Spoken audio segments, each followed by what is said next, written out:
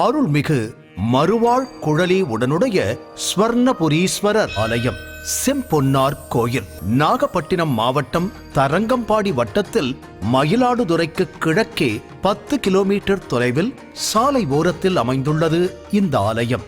காவிரி தென்கரை தலங்களில் 42வது தலமாகும். அம்பாள் மறுவார் குழலி அம்மை, சுகந்த குந்தளாம்பிகை என்றும் வழங்கப்படுகிறார். மிகப்பெரிய வரலாற்றை உடைய கோயில், கோச்செங்கோட் சோழனால் கட்டப்பட்ட கோயில்.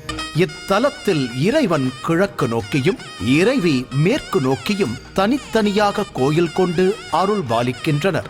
இவ்வாறு அமைந்துள்ளதற்கு இறைவன் இறைவியின் வலது காதில் ஞான உபதேசம் செய்யும் தலம் என்று கூறப்படுகிறது. திருநாவுக்கரசு சுவாமிகள், சுந்தரமூர்த்தி சுவாமிகளால் பதிகம் பாடப்பெற்ற தேவார பாடல் பெற்ற திருத்தலம். குலோத்துங்க சோழன், ராஜாதிராஜ சோழதேவர், தஞ்சை சரபோஜி மன்னர் ஆகியோர்களால் திருப்பணி செய்யப்பட்டு கல்வெட்டுகள் உடைய கோயில். தாட்சாயினிக்கு அருளிய கோயில், வீரபத்திரர் தோன்றிய இடம், சிபி சக்கரவர்த்தி வழிபட்ட சிவஸ்தலம். திருக்கருவறையில் தேவபரியர், தத்தவரர், ஸ்வர்ணலட்சுமீசர், ஸ்வர்ணபுரீஸ்வரர், செம்பொன் பள்ளியார் ஆகிய திருநாமங்களால் போற்றப்படும் இறைவன் கீழே 16 மேலே 17 இதழ்கள் உடைய கமல மலர் போன்ற ஆவுடையார் உள்ள இம்மூர்த்தி திருமாலால் பூஜிக்கப்பட்டவர்.